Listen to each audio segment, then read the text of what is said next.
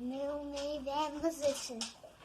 What up, though? And welcome to Minivan Musician. Artistry will be around. Don't forget to subscribe and tap the bell for updates. This week we're gonna get right into it. It was worth it. Time away from family, worth it. My girl not understanding me, worth it. Yo, we picking up DJ Assault, man. We bringing him back to the Leland. We decided to make sure the party goes on and everything's good. Say hi, baby. Yo, it's the same old shit that I'm used to from being a part of events. Last minute thing, you didn't have a ride, So we gotta make that shit happen. We ain't letting Detroit go out like that. shit happens, and then when shit happens, you have to pick up the shit. We're picking it up for the fam. We'll be back with you. What's up? So, we're back at Detroit Rave City. We had to do some last minute helping, so we've got Mr. DJ Assault, Mr. Ass and Titties himself in the back seat. There you go. With that giant light. Won't come out. I'm a vampire. We had to wait till it was late enough. Yeah. People remember that next time. So, anyway, we're about to get in there and get him performing so we can have some fun at this party.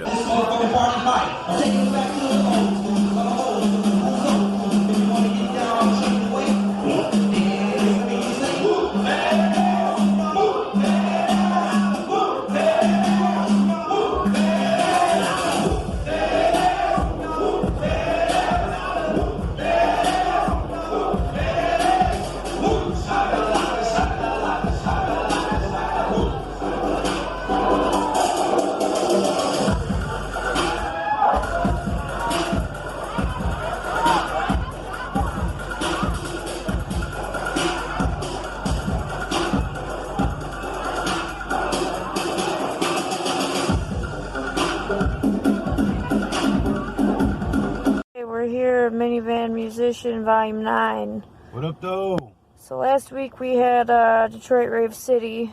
We ended up having to pick up DJ Assault as a last minute help for them.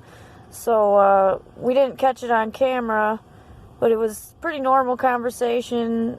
He had some things to say about the Detroit music scene, music industry in general, that were kind of profound to you. So what did you take from what he was saying when we were driving him over there?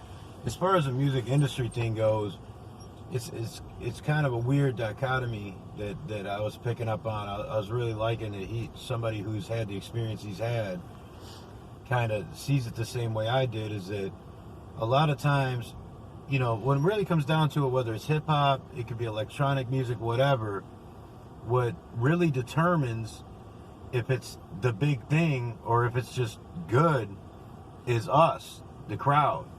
And too many times, whether it's a promoter, record label, media outlets, you know, they market things in a way where they'll throw a subgenre name on it, or they'll you know, repackage it, or they'll change one or two little things and convince you this is what you're supposed to be following, this is what you're supposed to like, this is the hot thing.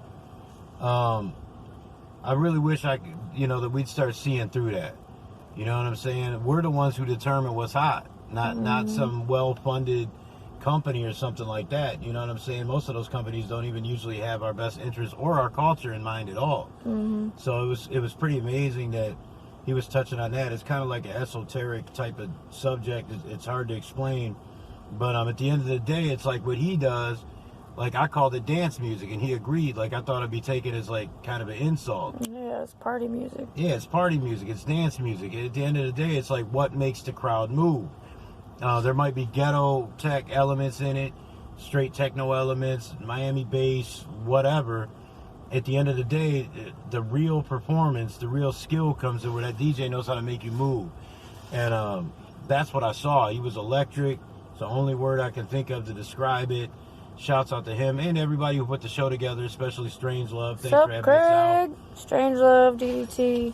And I mean, the other thing, the Detroit part of it is, you know, it's a lot of other places, and you know, we kind of think it may be like a smaller market thing. No matter what anybody tells you, Detroit's a smaller market. budget smaller, stuff like that. I'll talk about where I think it comes from in a second, but man, I hate to say it, but you know, I've heard this from a lot of touring artists. When you come to Detroit and some other places, there's always some fuck shit. This shit does not go smoothly. And in entertainment, nothing ever. It's not gonna go smoothly already, but for some reason, man, like when it comes to this town, it's one of the worst out of you know what you would consider to be major cities or whatever. And you know, I think a lot of that probably it's not that people ain't got pride in it. I don't think we definitely have talent here. It's none of that.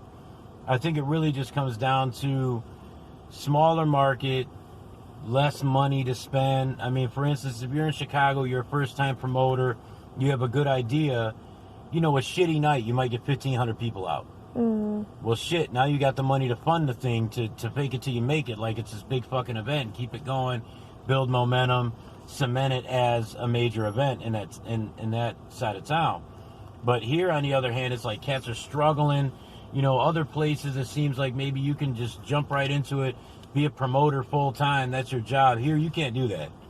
You know what I'm saying? These cats are having to juggle a regular job. They're having to have people do stuff for free. And honestly, that's probably the problem. You're running around like a chicken with your head cut off, you know, and it's throwing things off a little bit. But when it really comes down to it is, I mean, there's got to be a way to organize it.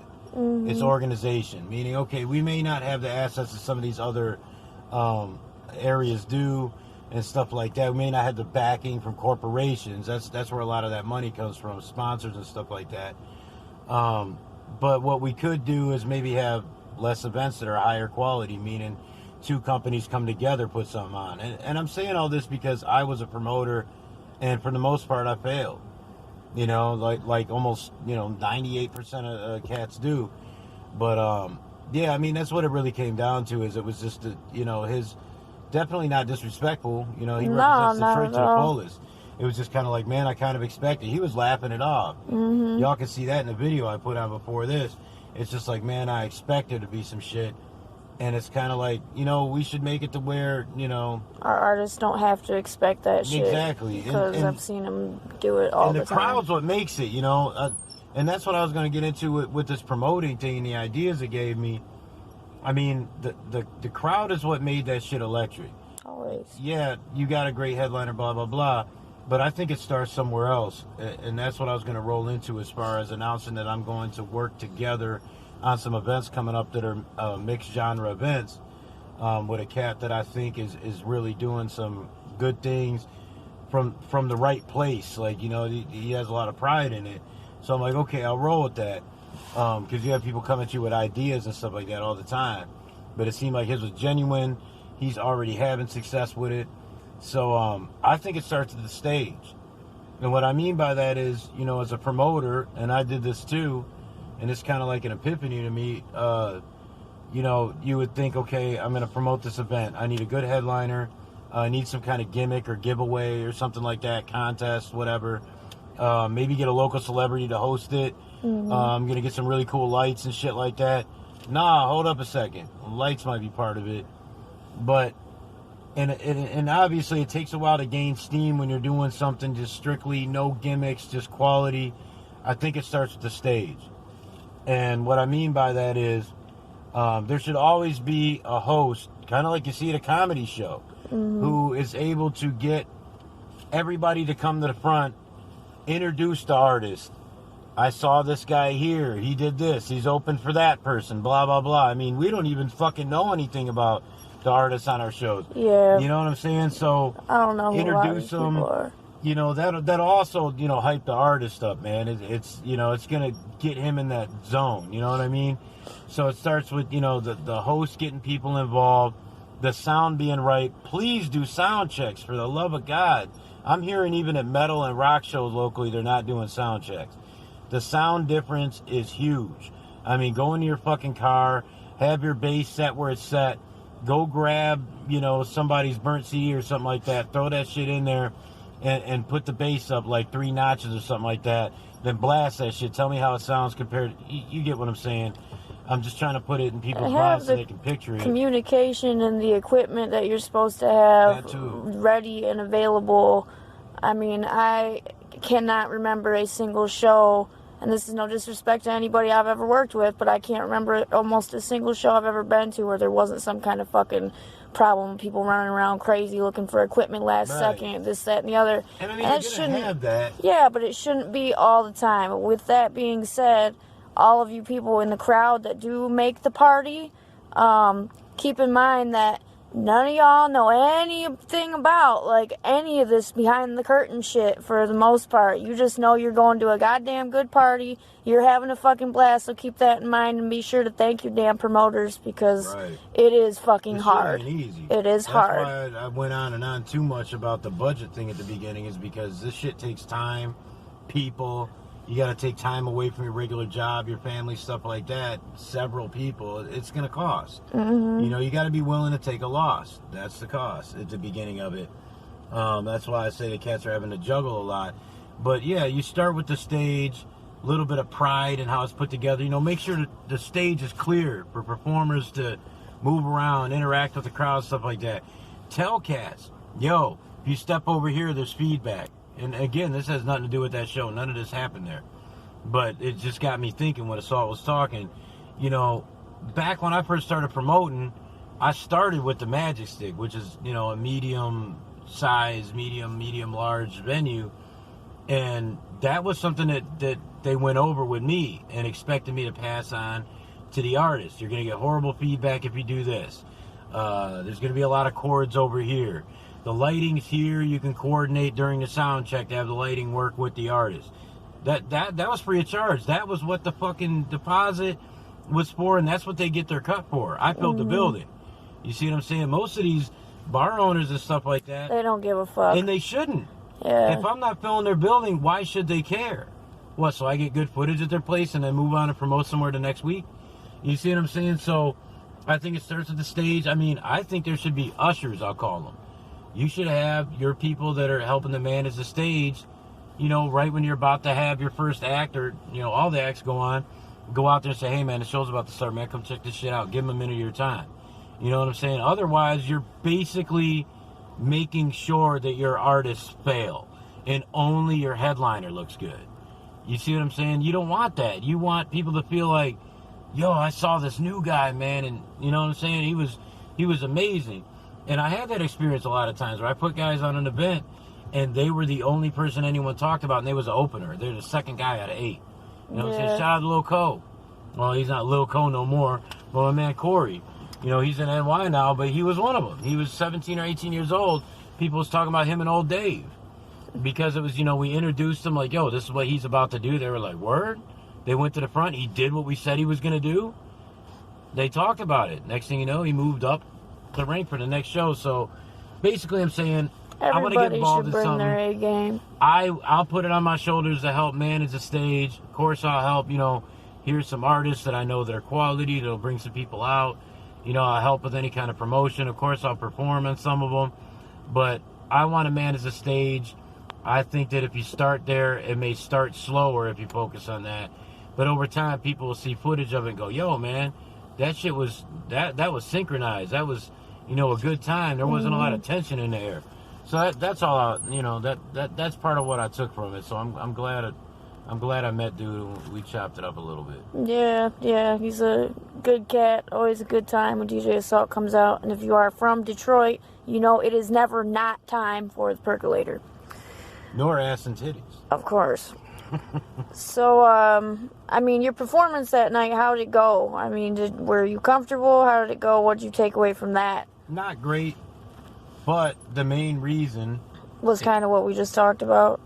Actually, not so much. I thought about that. No, bunch of that stuff didn't happen. You weren't feeling very good, actually. You was kind of sick. I had a physical issue that I had to cut things short, and it threw me off in general because normally I get like really live, loud, energetic when I perform. I wasn't able to do none of that. I thought I would be.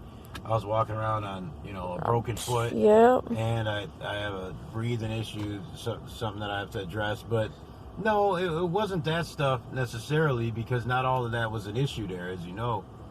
The main issue was, number one, you already know going into it, this crowd isn't necessarily a hip-hop crowd, so I'm going to have to sell them. But you also have to know that it's a rave crowd, so you're not going to sell them at 10 o'clock because they ain't there at 10 o'clock. There. You see what I'm saying? So, yeah. I mean, that was the main thing. Like, I feed off the energy in the room. Like, basically, I'll cut my shit short or whatever if I know I'm not providing anything for anyone. And if there's nobody to bounce energy off of, you know what I'm saying? So that was part of it. I mean, I still got it in a little bit. Actually, the thing that you hope for did happen. I had, total, 5 or 6 random people come up to me talking about, yo, you got bars, blah, blah, blah. Made some fans. So that's the whole point. And I'm grateful for the opportunity to do it. It's just, I was expecting, a huge crowd to be in that room. That time of night, there's really not. I should have known that. So, I mean, that's one of those things where it, really hyped me up to do these other events because, I can help to make sure that the hip-hop heads are in the house at a certain time.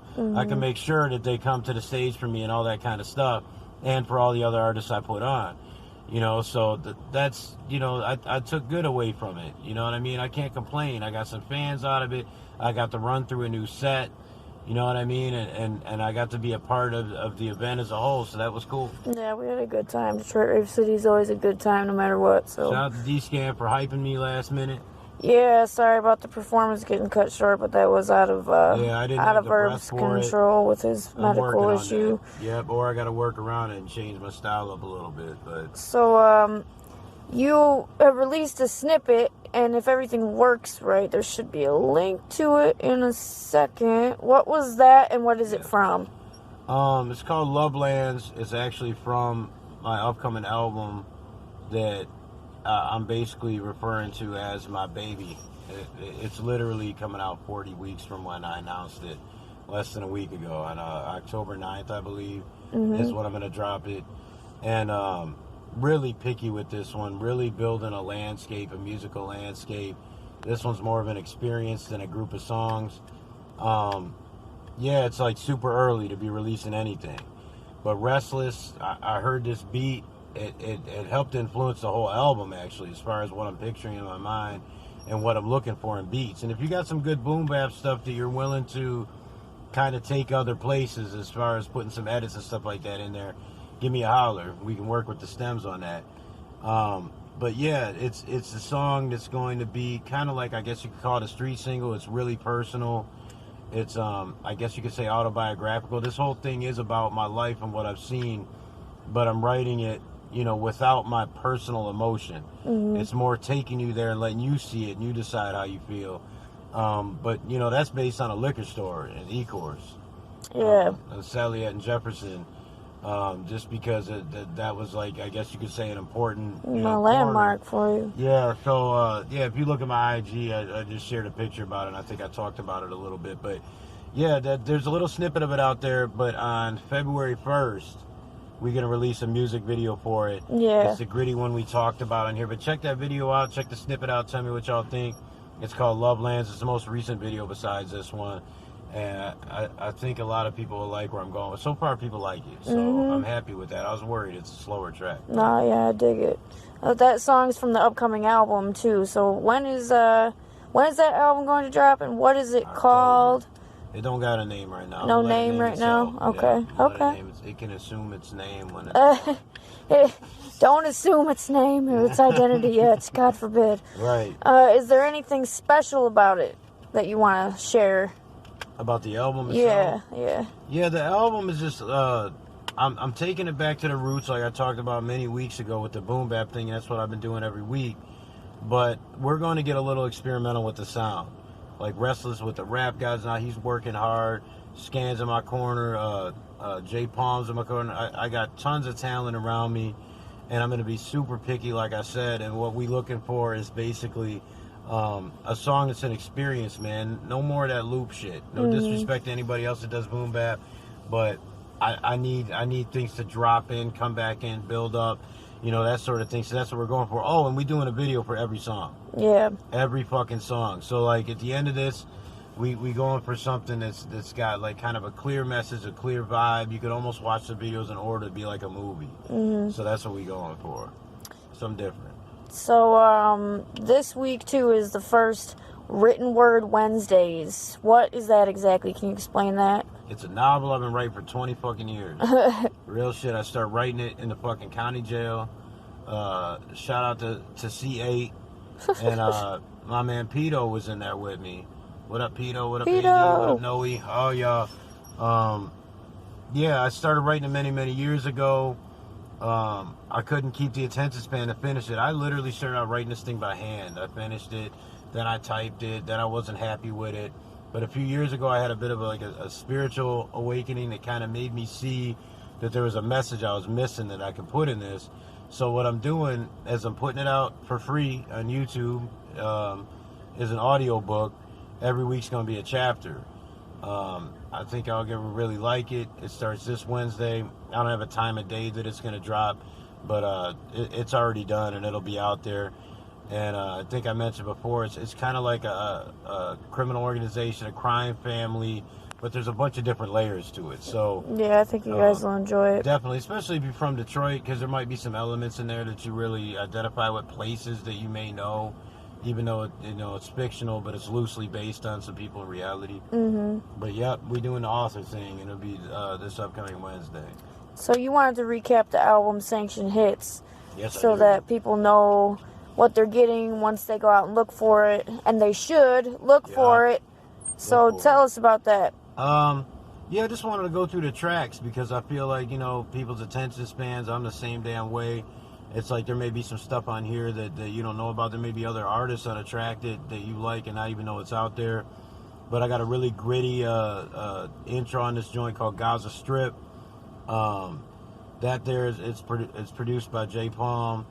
That kind of takes it back to grimy punchline. Most of this, it's a collaboration album for the most part. There's only a half song, a full song, like 2 songs total that are solo. So I opened the album up a little bit. We got Real Rap back that most people's heard now. It's got a lot of plays at this point. It got a lot of play across the country. That's the joint with Extra Overdose, so we actually making a plea for real hip-hop to come back. Real quote-unquote hip-hop, what we call it, street hop. That's normally what I call it, but that one there is, it's comical, it's funny, but it's also aggressive. We got Bad Bad Man. That's got the homie D Menace, who y'all might have seen on here. We also did 734 and a bunch of other tracks together. But Bad Bad Man, people love that shit. It's catchy. It is very catchy. It's funny. It's some, lack of a better word, swagged out shit. It's got Hallucinate at the end of that track too. We got the Cloud Chasers remix. Cloud Chasers was a pretty damn good, like, street level single. We remixed that. Southwest T still on it, but we added Young Fool. We had DJ Restless remix the beat. So you got some shit that's got a nice little up, a bouncy vibe to it. But then we got Mad World, and that joint is a little deeper, more meaningful. That's got the homie Witness on it from Texas. It's got Sin and D Menace on it, both Devil's Advocates.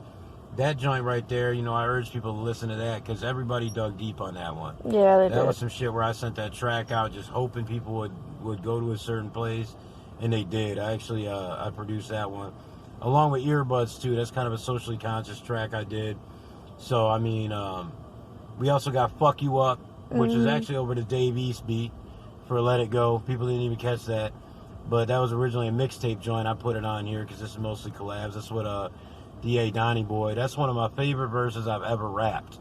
Yeah, it's a 32. Dope. If you listen to that, that's one of those rare verses where even I'll say, yo, fuck with this verse. We got Weird, which is a spin on being considered weird for keeping it real, not ratting, being a man's man, that sort of thing. That type of shit is weird these days. It is. So that me and the homie Witness rocked that right there. The beat's weird on purpose. That's another J Palm joint right there, man. I dig that track. That's low-key one of my favorites. We got First Love on there that myself and Hallucinate put together. Jimi Hendrix sample on that. J Palm put that together. It's a cold beat. Yeah, and that 32 I dropped on that, people was honestly going crazy on that shit.